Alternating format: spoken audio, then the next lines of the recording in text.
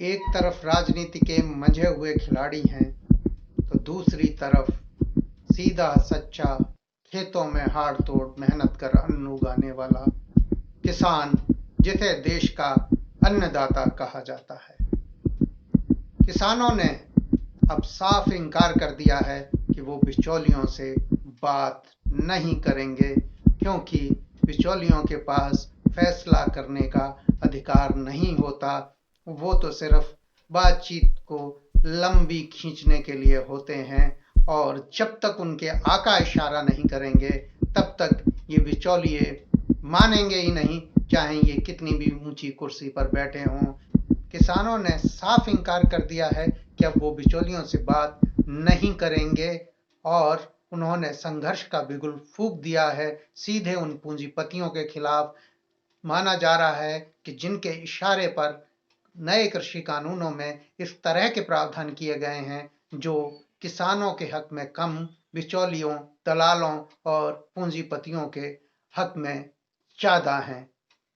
तो अब जब किसान सरकार से किसी भी तरह की बातचीत से इनकार कर रहे हैं तो ये किसान आंदोलन की दिशा में आगे बढ़ रहा है। आज हम इस पर बात करेंगे, और बात करेंगे इस पर भी कि आखिर क्यों अड़े हैं किसान इस बात पर कि तीनों बिल वापस ही लिए जाएं, और उससे कम पर उन्हें कुछ भी मंजूर नहीं है। आखिर उन्होंने इतना अड़ियल रुख क्यों अपनाया है, जबकि सरकार की ओर से कई तरह के संशोधन भी प्रस्तावित कर दिए गए हैं। तो क्या सरकार के संशोधन उनकी नजर में कोई मायने नहीं रखती? क्या सरकार सिर्फ एक बिचौलिए की तरह काम कर रही है जो अभी तक फैसले नहीं कर पा रही है? अगर उसे लग रहा है कि उसके जो प्रावधान हैं वो किसान के हक में नहीं थे, नए कानूनों में वो गलत थे, तो उसे फैसला करना चाहिए था, बातचीत की चिरौरी नहीं।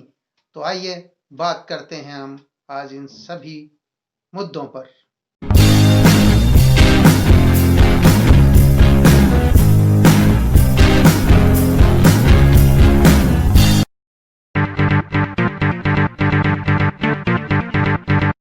मित्रों नमस्कार, दिल दिल्ली दिल देश में आपका स्वागत है। आज हम बात करेंगे किसानों की, आज हम बात करेंगे सरकार की, जो बार बार मनाती हुई दिख रही है किसानों को, और दूसरी ओर किसान हैं कि वो अड़े हुए दिखाई दे रहे हैं अपनी इस जिद पर कि सरकार तीनों नए कृषि कानूनों को वापस ले। दूसरी तरफ सरकार हर तरह से मनाना चाहती है किसानों को कि वो किसी मुद्दे पर राजी हो जाएं, वो उनके कुछ सुझावों को मानने के लिए तैयार है, मगर इन तीनों कानूनों को वापस लेने के लिए वो सहमत होती दिखाई नहीं पड़ती है। सरकार की ओर से अभी भी ये कहा जा रहा है कि ये कानून किसानों के भले के लिए लाए गए हैं, मगर इन नए कानूनों के प्रावधानों से अगर किसानों का भला हो रहा होता तो वो सड़क पर क्यों पड़े होते? ये बड़ा ही सीधा, सच्चा और पवित्र सवाल है। इस पर कोई शक शुबा या किसी बहस की बहुत ज्यादा गुंजाइश नहीं है। तो कानून के जो प्रावधान हैं जिन पर किसानों को बड़ी आपत्तियां थी, उनको लेकर सरकार झुकी भी है, और ये भी इस बात का सबूत है कि कुछ चीजें बहुत ज्यादा गलत थी नए कानूनों में, और जो सिर्फ कुछ खास लोगों के हितों को ही संवारती थी, ना कि किसानों को। किसानों के लिए तो एक ये नई खाई जैसे विधान थे, ये प्रावधान थे जिन पर अब सरकार भी झुकी हुई दिखाई दे रही है। जो सबसे पहला मुद्दा है जो किसान जिसके लिए पंजाब और हरियाणा के बॉर्डर पर बैठे हैं, उधर दिल्ली के गाजीपुर बॉर्डर पर पश्चिमी उत्तर प्रदेश से आए किसान और उत्तराखंड से आए किसान बैठे हैं, मध्य प्रदेश के किसान बैठे हैं, राजस्थान से किसान आकर बैठे हैं। तो ये सब किसान जब सरकार को घेरे हुए हैं तो सरकार भी कुछ झुकने के लिए विवश हुई है। ये तीनों जो अब कानून बने हैं सितंबर में, ये जून से ही असल में अध्यादेश के रूप में लागू हो चुके हैं इस देश में, और जब इन्हें अध्यादेश के रूप में लागू किया गया था तब से अब तक 6 महीने हो चुके हैं। 6 महीने के बाद जब किसान लगातार विरोध कर रहे हैं, पहले वो अपने जिलों में अपने अपने जिला मुख्यालयों पर बैठकर विरोध कर रहे थे, सरकार ने, केंद्र सरकार के कान पर जूं तक नहीं रहेगी। और जब वो एकजुट होकर दिल्ली आ गए हैं तो अब सरकार का ध्यान अपनी गलती की ओर गया है। इसे सिर्फ गलती नहीं कहा जा सकता, ये किसानों के हितों में एक बहुत बड़ा अपराध है। और ये इसी अपराध बोध से ग्रसित सरकार अब किसानों को कुछ लिखित परमिशन देने के लिए भी राजी हुई है। हम इन पर बात करते हैं। सबसे पहली जो बात सरकार की ओर से अब कही जा रही है कि वो एमएसपी पर लिखित वायदा करने के लिए तैयार है। अगर किसान चाहते हैं तो वो एमएसपी पर लिखित वायदा करने के लिए तैयार है। तो जो अभी तक एमएसपी है, जो एपीएमसी की मंडियों में मिलती है किसानों को, किसान समितियों की मंडी में मिलती है, वो सिर्फ 6% किसानों को ही मिलती है, जिसमें पंजाब हरियाणा के किसानों की संख्या अच्छी खासी है। बाकी अन्य राज्यों में नाम मात्र के लिए ये मंडियां हैं और वहां पर किसान को एमएसपी मिल ही नहीं रही है। अगर सरकार ये कहती है कि एमएसपी की व्यवस्था ये वाली जारी रहेगी, भी हम घोषित करते रहेंगे, जिसे देना है वो दे, जिसे नहीं देना है वो ना दे, तो ये लिखित आश्वासन का क्या मतलब है इसका? जब आप खुली मंडी का नियम बना रहे हो कि कोई भी जाके किसान के वहां से खरीद सकता है, किसान के द्वार पर जाकर, तो आप ये नियम और ये आश्वासन क्यों नहीं दे रहे हो किसान को? किसान के लिए ये नियम क्यों नहीं बना रहे हो कि भाई एमएसपी से कोई भी सौदा, चाहे वो मंडी के अंदर हो एपीएमसी के, या मंडी से बाहर हो, वो अपराध होगा। यानी मंडी के बाहर भी एमएसपी देना होगा हर व्यापारी को, और जो व्यापारी इससे नीचे सौदा करता है वो दंडनीय होगा, और उसके दंड का विधान उसमें करना चाहिए, जैसे कि आपने दंड का विधान इन नए कानूनों में उनके लिए किया है जिनके पास पैन कार्ड नहीं है और वो अनाज खरीदने, फसल खरीदने के लिए किसान के पास जाएगा, तो उसके लिए आपने नए कानून में दंड का प्रावधान कर दिया है। तो एमएसपी से नीचे का सौदा करने वाले व्यापारियों को, पूंजीपतियों को, इस तरह के या इस तरह के अनुबंध करने वालों को दंड का प्रावधान क्यों नहीं आप करना चाहते हो? मौजूदा व्यवस्था जारी रहेगी का क्या मतलब है? आप अगर ये लिखित में आश्वासन भी दे देते हैं तो वो राज्य सरकारों पर आ जाएगा। मतलब उसमें केंद्र के आश्वासन से क्या लेना देना? वो तो राज्य अगर अभी भी चला सकने में सक्षम रहेंगे, अगर केंद्र उन्हें पैसा, अभी भी उसमें जो हरियाणा पंजाब में जो खरीद होती है सरकारी मूल्यों पर, उसमें बड़ा हिस्सा केंद्र एफसीआई ही लेती है, केंद्र से पैसा आता है उसमें एक बड़ा हिस्सा। अगर केंद्र उस पैसे को देने से मना कर दे और कहे कि राज्य सरकारें, एपीएमसी मंडियां राज्यों का काम है और वो अपने यहाँ एमएसपी देते रहे, हम घोषित करते रहेंगे, राज्य देते रहें, तो ये कहाँ का न्याय है? और तो आपने किसानों को क्या समझा है? किसान सीधा सच्चा मेहनती है, तो क्या आप बहुत बड़े राजनीतिबाज हैं? मतलब किसान आपकी इस राजनीति को नहीं समझता? अरे किसान बहुत, आप जैसे बहुत से नेता उसने बनाए हैं और मिट्टी में मिलाए हैं। किसान की ताकत को कम मत समझिए, वो सीधा है, सच्चा है, लेकिन ताकतवर है, और वो आपकी हर राजनीति चाल को, आपकी हर शतरंज को वो समझता है, और आप उसे बेवकूफ नहीं बना सकते हैं, आप उसे अंधभक्त नहीं बना सकते हैं।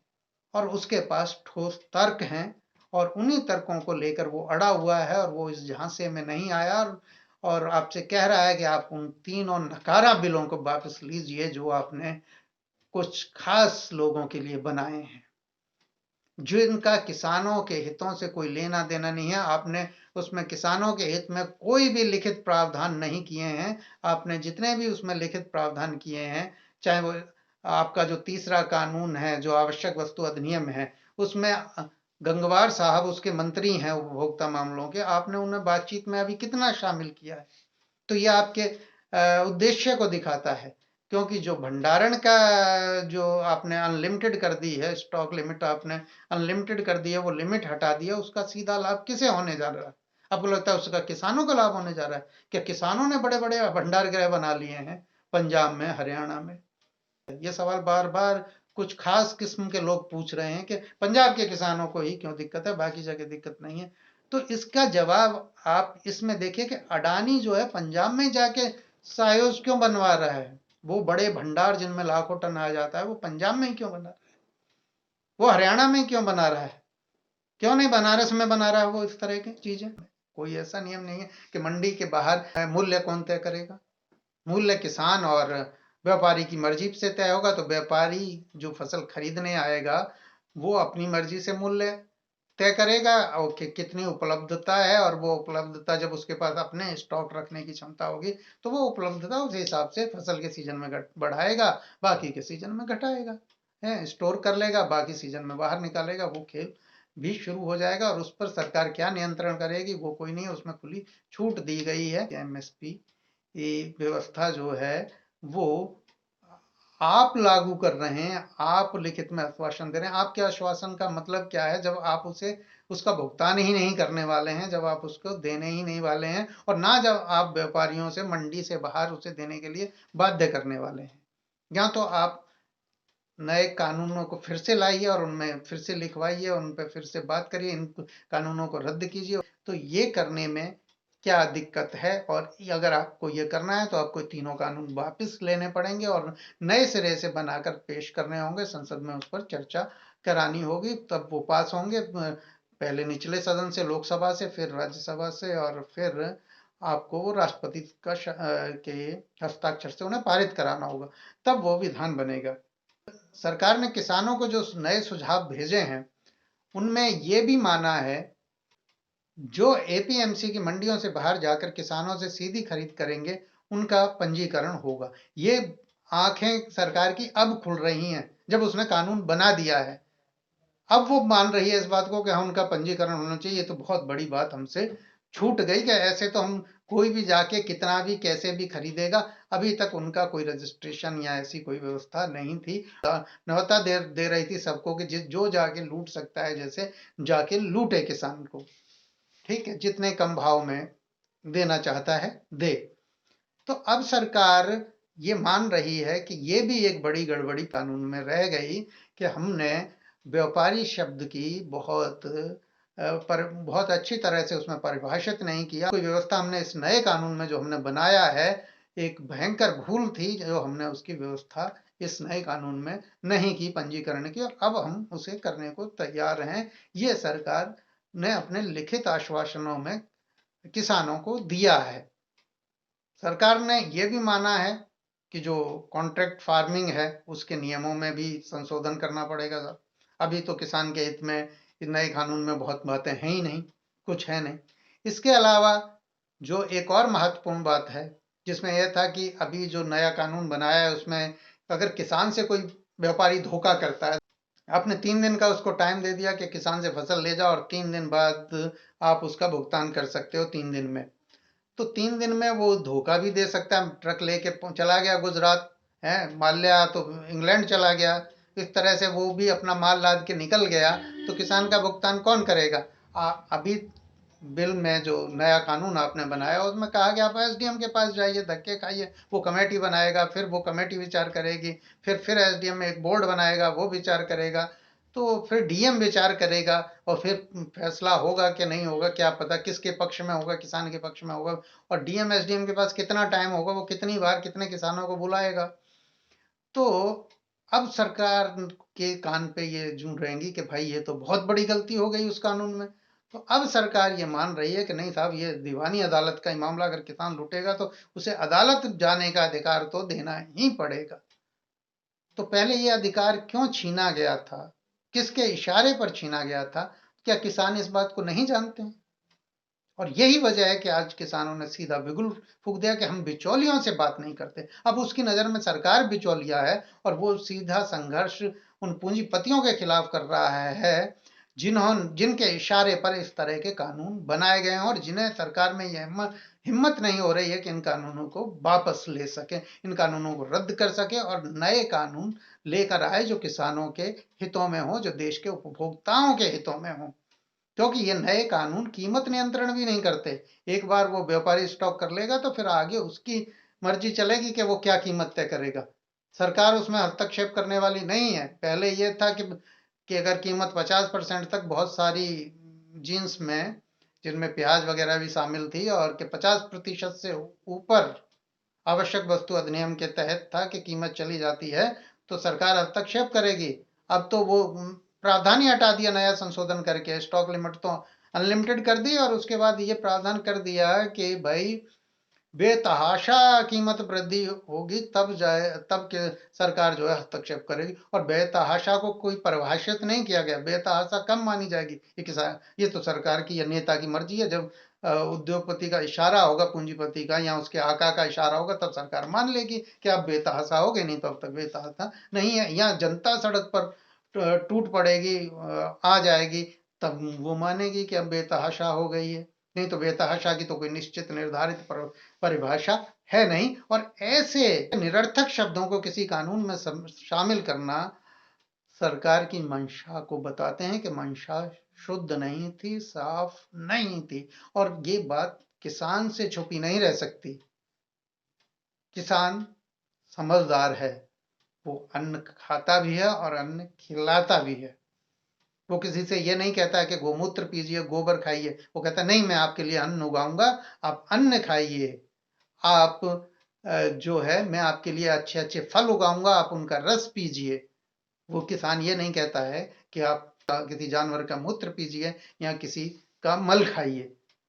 तो किसान को चिंता है और इसीलिए वो समझदार है। वो समझता है सारी चालबाजियों को, वो नेताओं की सारी राजनीति को बहुत आसानी से समझ लेता है। बहुत सीधा सरल किसान हो, बहुत पढ़ा लिखा भी नहीं हो, तो भी वो इसको समझता है। और अगर आपने ये देखना है तो उन किसानों के बीच जाइए, आप गांव में जाइए और देखिए, अपने अधिकारियों को भी भेजिए ताकि उनकी भी समझ में आए। वो जो दाएं बाएं बिठा लेते हैं, एक इस कंपनी का और एक इस कंपनी का, और कानून का मसौदा तैयार कर देते हैं और आप भी संसद में उसे पारित कर देते हैं।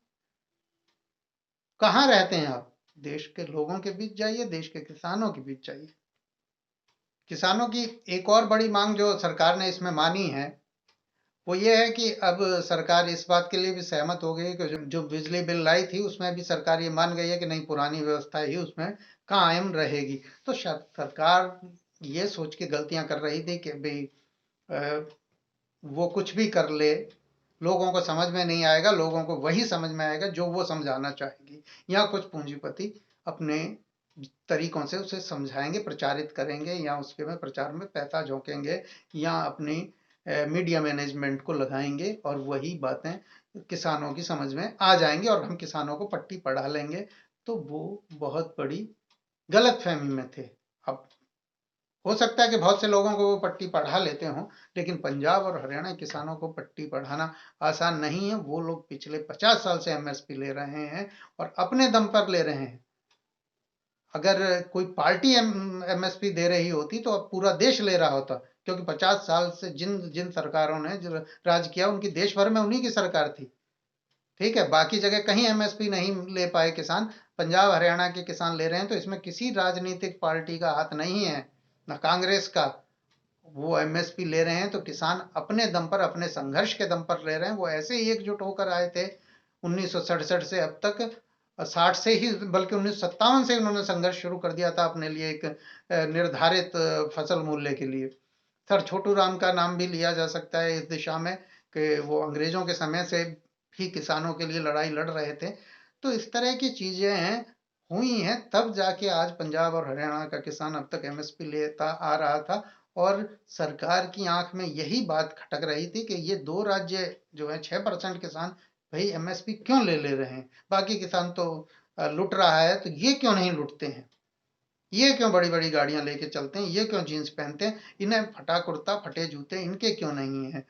तो बजाय बाकी किसानों की हालत भी इनके जैसी करने के, कि उन्हें भी एमएसपी की गारंटी देने के, सरकार ये चाह रही है कि ये किसान जो 6% किसान है, ये भी उन किसानों की तरह फटेहाल हो जाएं, तब सरकार को थोड़ा सा संतोष मिले, तब वो अपने उन आकाओं से कह सके कि साहब देखो, हमने कर दिया एक जैसा समान, एक समान कर दिया है पूरे देश में। जैसे हमने एक समान जीएसटी कर दी, उसी तरह से हमने सारे देश के किसान एक समान कर दिया। अब आप जो चाहे सो इनका करो।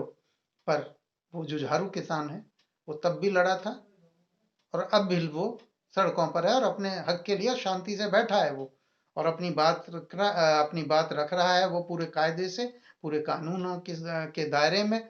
और आप उसके साथ चालबाजियां कैसे कर सकते हो, आप राजनीति के मंजे हुए खिलाड़ी हो, आप उसे देशद्रोही बता सकते हो, आप उसे देश का गद्दार बता सकते हो, भले ही उसका बेटा फौज में खड़ा हो बॉर्डर पर, वो शहीद हो रहा हो, लेकिन आपकी जो भाषा है, राजनीतिक भाषा है, वो इतनी गंदी है कि वो उस अन्नदाता को, देश के अन्नदाता को भी गद्दार कह रही है। दूसरी, आपके बेटे कहाँ हैं? वो नहीं जा रहे हैं, वो तो बीसीसीआई में बैठते हैं, वो बॉर्डर पर नहीं जाते। तो जिसके बेटे बॉर्डर पे न जाके बीसीसीआई में माल कमाने जाते हैं, वो देशभक्त हो जाते हैं, और वो किसान जिसका बेटा बॉर्डर पर लड़ रहा है और वो इधर किसान हक के लिए लड़ रहा है, उसकी देशभक्ति पर आप जो है सवाल उठा रहे हैं। कितना शर्मनाक है ये, और कितने घिनौने वो नेता हैं जो इस तरह की बात सोचते हैं और कहते हैं। नई दिशा में फूंक दिया है, उन्होंने सीधे ही उन पूंजीपतियों को निशाना बनाना शुरू किया है, और उन्होंने कहा हम उनके सिम कार्ड इस्तेमाल नहीं करेंगे, हम उनके स्टोर बंद कराएंगे, हम उनके पेट्रोल पंप से पेट्रोल नहीं खरीदेंगे, पेट्रोल पंप बंद कराएंगे। उन्हें पता है कि जब आका आका को दबाओगे तो भी वो अपने बिचौलिए से कहेगा कि इसकी बात मानो। तो जब तक आका को कष्ट नहीं होगा तब तक काका कू नहीं करेगा, काका भी नहीं बोलेगा। वो खामोशी से वो रंग बिरंगी लाइटों में थिरकता हुआ चिढ़ाने की कोशिश करेगा कि तुम यहाँ बैठो ठंड में धरने में, हम तुम पे पानी छिड़केंगे, हम तुम पे लठ मारेंगे, हम तुम पे गोलियां चलवाएंगे, आंसू गैस के गोले चलवाएंगे, पानी की बौछारें करवाएंगे, और हम यहाँ मस्ती में नाचेंगे। तुम वहां करते रहो, हमें तुम्हारी कोई परवाह नहीं है। लेकिन शर्म आएगी जब किसान ठंड में बैठा है तो दुनिया अब सवाल करेगी, दुनिया भर में लोग थू थू करेंगे, तब तुम्हें शर्म आएगी, और कभी तुम्हारा भी जमीर जागेगा, कभी तुम्हारी भी गैरत जागेगी, उस पूंजीपति की भी गैरत जागेगी, उसका भी जमीर जागेगा। तब वो आएगा कि नहीं, हे अन्नदाता हमें क्षमा करो, आप सही हो, आप जो चाहोगे हम वो करेंगे, हम आपके हकों के लिए काम करेंगे। आप सदियों से इस देश का पेट भरते आए हो, आप अपने लालों को न्यौछावर करते आए हो इस देश की आज़ादी और संप्रभुता की रक्षा के लिए। इसलिए हम आपके आगे शर्मिंदा हैं कि हमने आपके हितों की जगह कुछ खास लोगों के हितों का ध्यान रखा, और इसलिए हम इन तीनों कानूनों को वापस ले रहे हैं, और इसके अलावा और कोई चारा नहीं है। अब देखना है कि सरकार को शर्म पहले आती है या किसान पहले टूटते हैं। और जो ये सोच रहे होंगे किसान पहले टूट जाएंगे, उन्हें अभी इस देश की मिट्टी और किसानों को परखा नहीं है, जांचा नहीं है, और वो इस देश को समझते नहीं है, और ना इस देश की मिट्टी को समझते हैं। आज दिल दिल्ली दिल देश में इतना ही। धन्यवाद।